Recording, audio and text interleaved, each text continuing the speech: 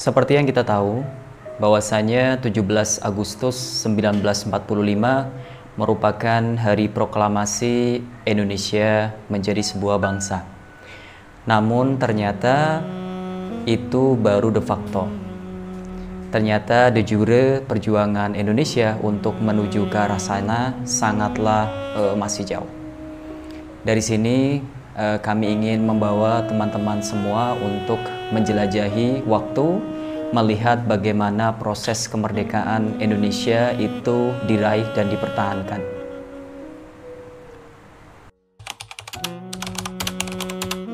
Sebuah bangsa tidak mungkin bisa merdeka kecuali dia memenuhi dua faktor, yaitu kemerdekaan secara de facto dan kemerdekaan secara de jure.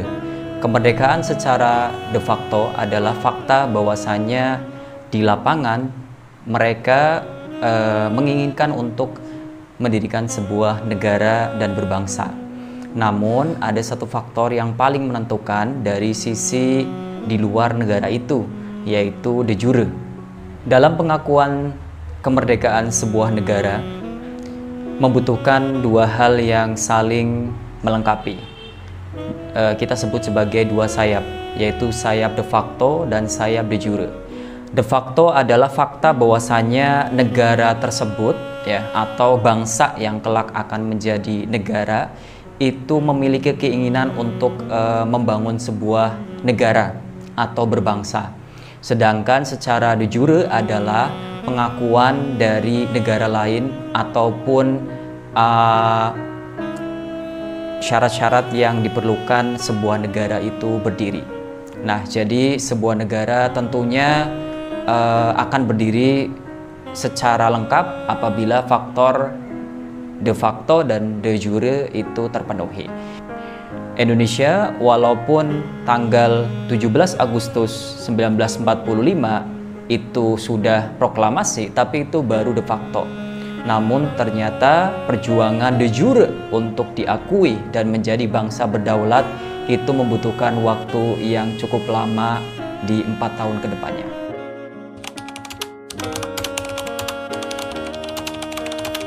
Kemerdekaan sebuah negara tidak akan terlepas dari banyak pihak, ya. Kita tidak memungkiri akan ada banyak pihak yang berpartisipasi dan juga ikut serta dalam perjuangan ini. Tak hanya di dalam negeri yang kita baca sejarahnya secara patriotik, namun juga di luar negeri kita menemukan jejak-jejak atau arsip-arsip diplomasi bagaimana orang Indonesia, ya, para pelajar mahasiswa yang sedang kuliah di luar negeri, khususnya di Timur Tengah, mereka juga memperkenalkan, ya, apa itu, siapa itu bangsa Indonesia dan bagaimana mereka ini ingin mendirikan sebuah negara bernama Indonesia. Salah satu pembicaraan yang akan kita bahas di kesempatan kali ini adalah bagaimana perjuangan para pelajar Indonesia ini memulai perjuangan kemerdekaan. Ya. Bagaimana orang-orang kita sebelum 1945, sebelum proklamasi, mereka juga mulai secara pasif dan aktif ikut menyuarakan, ya, apa itu dan siapa bangsa Indonesia. Lah, inilah yang kemudian diplomasi kita mulai sebelum kemerdekaan, karena tidak mungkin tiba-tiba Mesir di tahun setelah proklamasi itu mengakui kemerdekaan Indonesia tanpa tahu bagaimana Indonesia. Nah, salah satu jejak yang terlihat yaitu munculnya beberapa perkumpulan para pelajar kita yang kuliah di Mesir ya. Sebagai informasi, tidak hanya kuliah di Azhar tapi juga di Universitas Raja Fuad I atau yang sekarang disebut sebagai Universitas Kairo.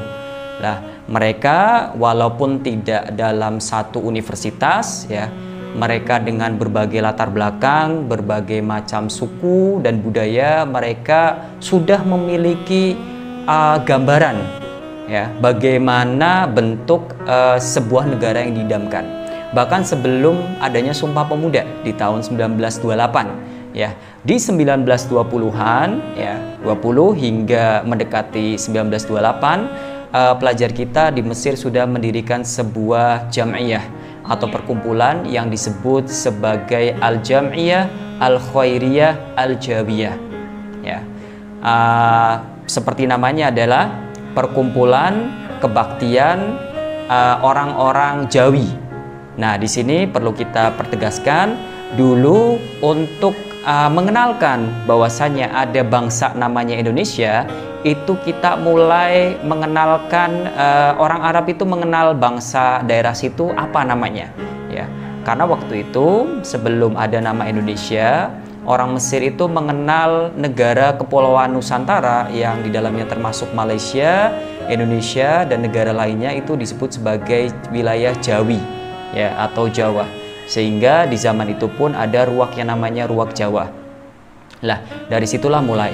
Lah, kemudian lambat laun ternyata berubah menjadi Perpindo ya, Perhimpunan Pelajar Indonesia, dan nanti dirubah menjadi Perpindom ya, Perpindo kemudian Perpindom.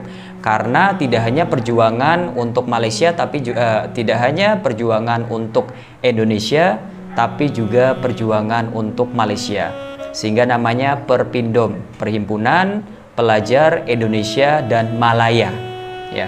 Karena waktu itu pelajar yang belajar di Mesir menghadapi dua musuh company yang sama, yaitu Belanda dan juga Inggris di Semenanjung Malaya. Sehingga kami bersama-sama para pendahulu kita itu bersama-sama untuk mengarahkan kekuatan dan juga pikiran seperti itu. Selain perjuangan mengenalkan nama Indonesia lewat forum-forum di dunia Arab dan juga forum dalam negeri di Mesir, pelajar kita juga sangat aktif dalam menulis di berbagai koran, baik itu koran Arab maupun koran yang dibuat oleh pelajar kita.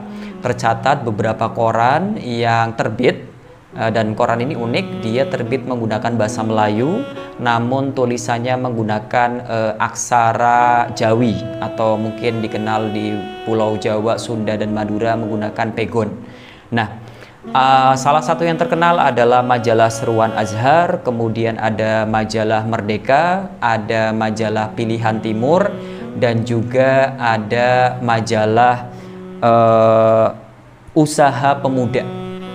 Nah, majalah-majalah inilah yang kemudian memberikan pikiran ya atau gagasan bagaimana sebuah negara yang diidam-idamkan. Jadi memang sebelum kita membahas masalah aktif dalam sisi pergerakan ya, kita harus mulai menyatukan persepsi mengenai apa sih Indonesia dan bagaimana Indonesia yang kelak akan diperjuangkan dan akan diproklamirkan menjadi sebuah bangsa. Nah, ini pergulatan mulai lewat dari perjuangan literasi.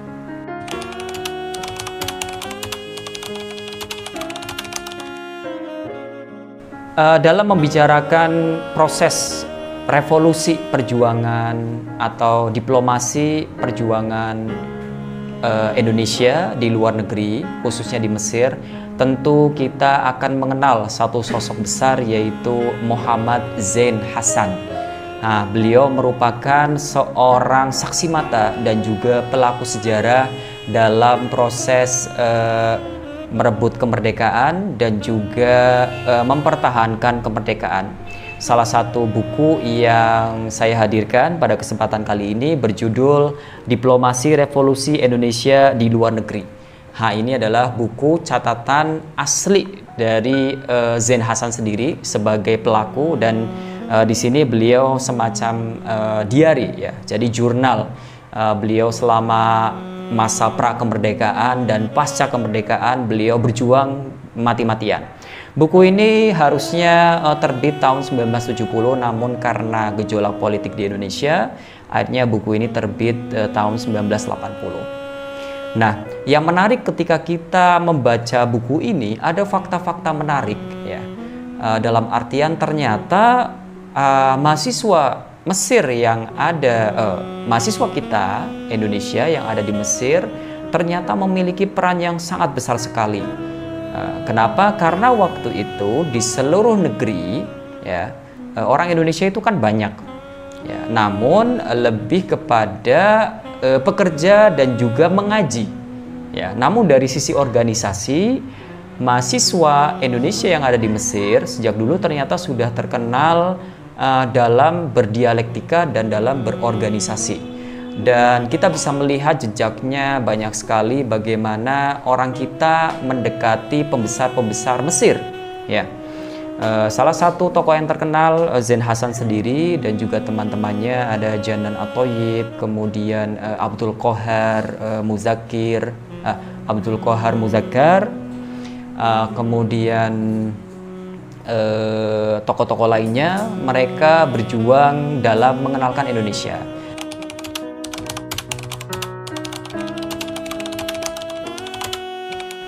Sebelum kemerdekaan Indonesia, bangsa Indonesia atau pelajar Indonesia yang ada di Mesir, mereka berjuang melalui literasi dan juga melalui perjuangan politik. Namun politiknya pasif dan juga underground atau bawah tanah. Lah, kegiatan berpolitik aktif ini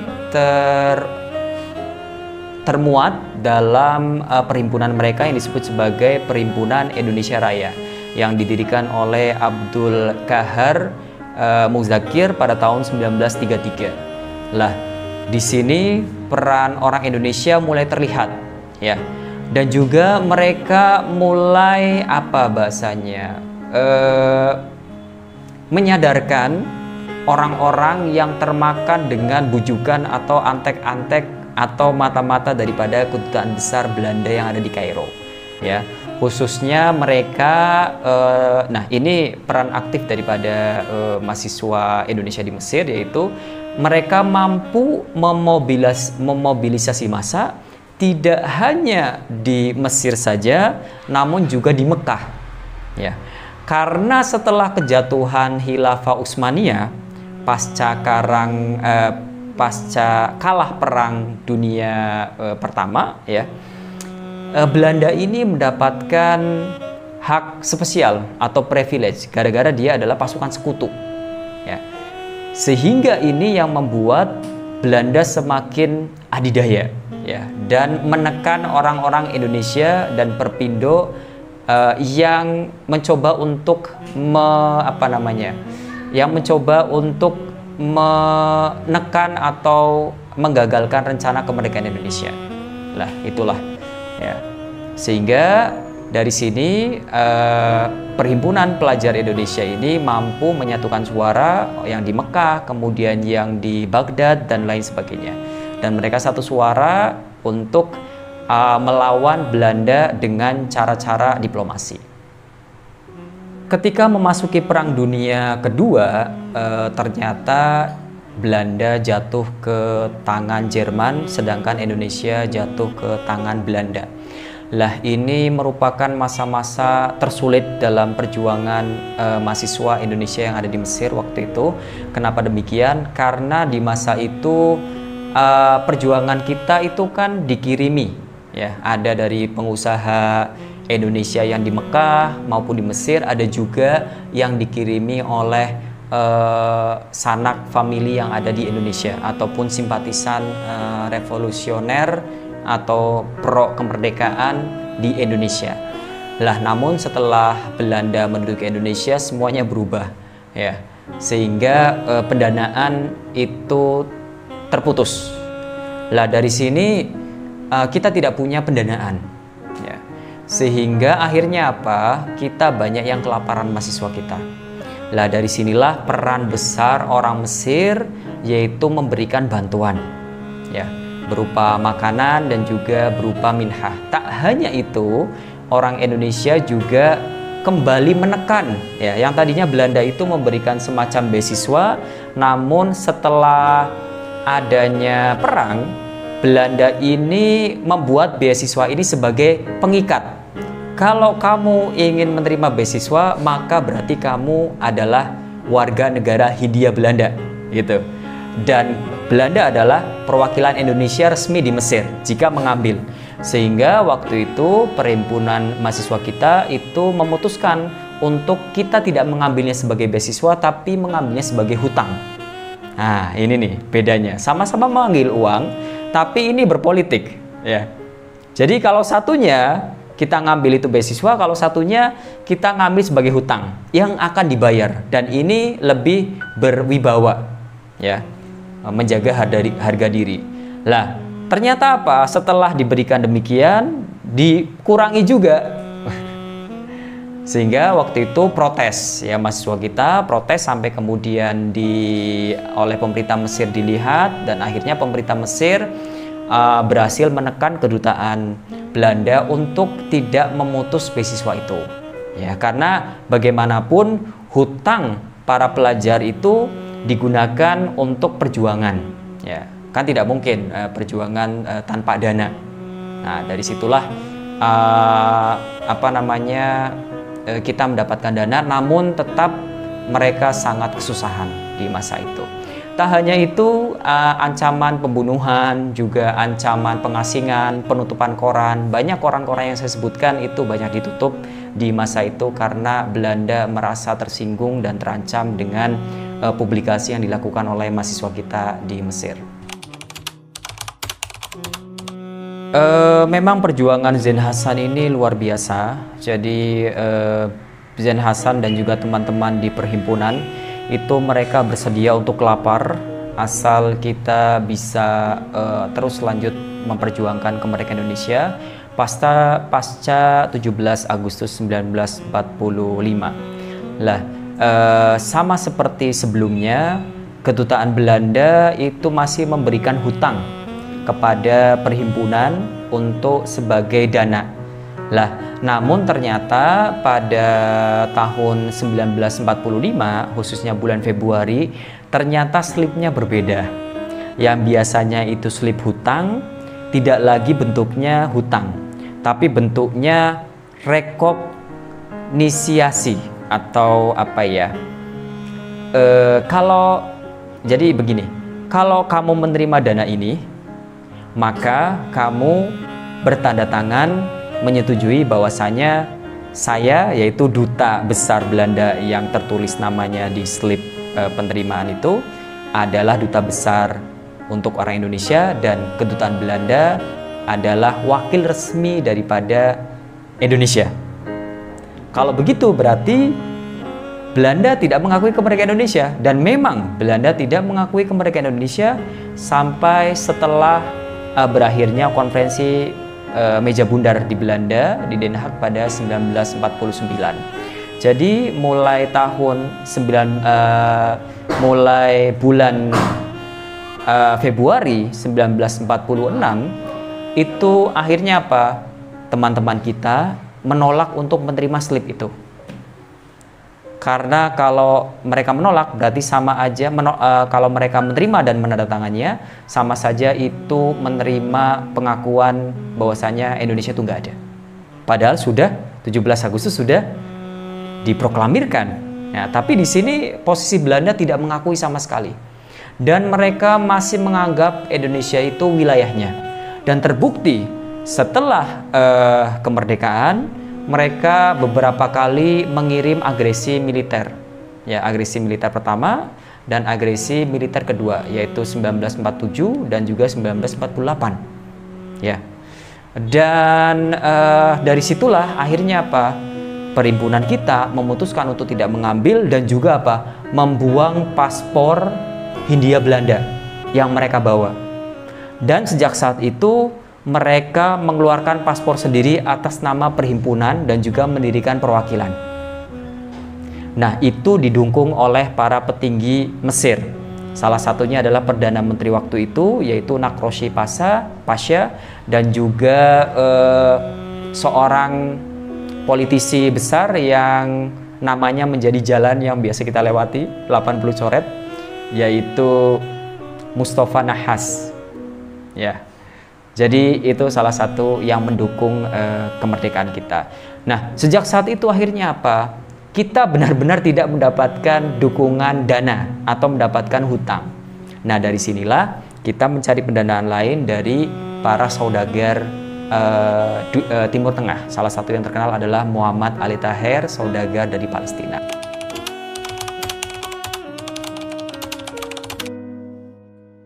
Dampak daripada perjuangan dan juga pemboikotan daripada Zain Hasan dan juga teman-temannya adalah bahwasanya mulai bulan 22 Maret 1946 Mesir secara de facto mengakui kedaulatan Indonesia. Kenapa? Karena Mesir sudah melihat bahwasanya Indonesia tidak lagi memegang paspor Hindia Belanda, melainkan memegang paspor negara yang baru. Nah, jadi secara de facto mereka mengakui kemerdekaan. Nah, secara de facto dan diakui penuh itu mulai 22 Maret 1946.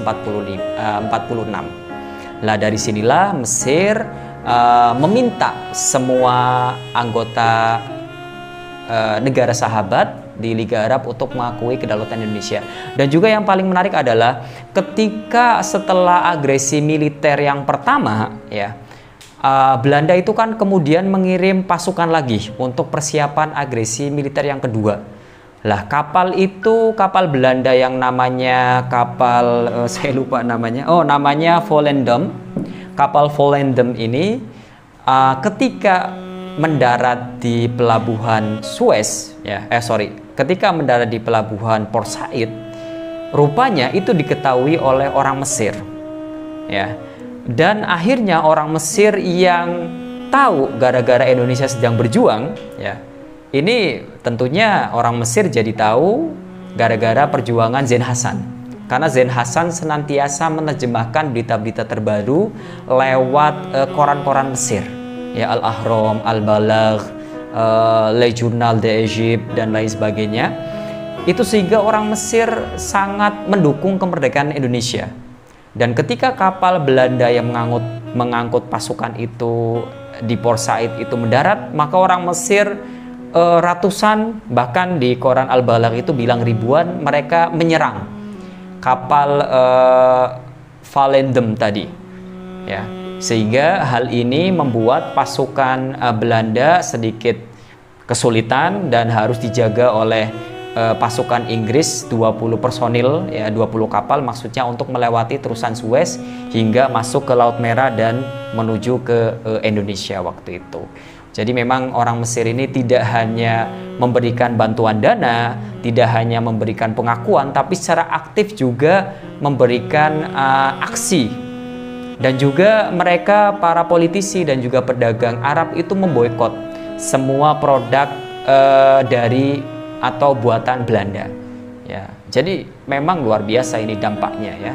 Dan tidak lain adalah berkat peran dari Zain Hasan dan juga teman-teman yang ada di Kairo.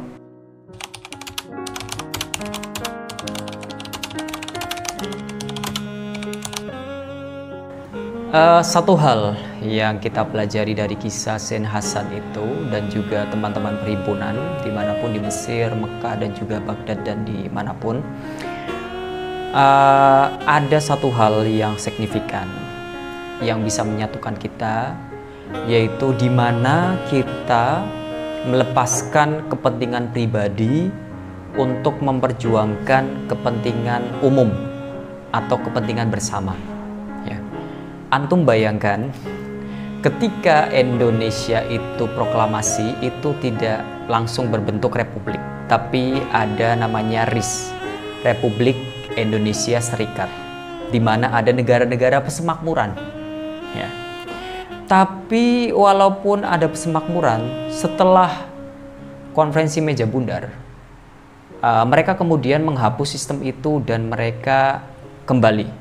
Padahal kalau dibaca, mereka bisa jadi negara yang berdaulat masing-masing, Sumatera sendiri, Madura sendiri, Jawa sendiri, Pasundan sendiri, Kalimantan, Sulawesi. Tapi antum bayangkan, mereka meninggalkan kemungkinan ya, mereka menjadi negara yang berdaulat demi bersama-sama menjadi negara yang berdaulat. Ya, yaitu Negara Kesatuan Republik Indonesia. Jadi satu hal, kita perlu meninggalkan rasa ego kita, rasa kesukuan kita, ras kita. Nah, itu kita bisa fokuskan ke sisi bagaimana kita bersama-sama berkolaborasi untuk menjadi negara yang maju, adil dan makmur. Seperti itu.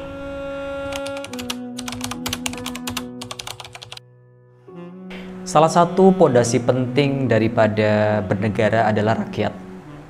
Dan salah satu pondasi penting dari kemajuan bangsa adalah rakyat yang usia produktif dan juga memberikan sumbangsi. Nah, Indonesia di usia yang ke-78 ini, kita akan memasuki masa di mana kita menjadi negara yang memuda. Ya, ketika bangsa lain itu mengalami penurunan demografi, penduduk yang semakin menua, di mana artinya penduduk yang tua lebih banyak daripada penduduk muda, kita justru kebalikannya. Penduduk usia muda dan produktif itu justru lebih banyak.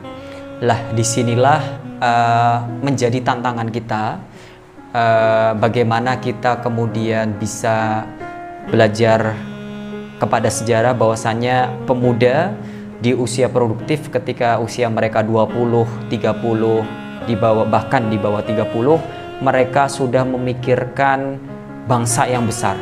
Ya. Kita bisa menikmati tanah air merdeka hari ini, dan kita bisa memiliki kebebasan bernegara dan bermasyarakat. Itu adalah hasil karya dari para pemuda Indonesia di masa lalu.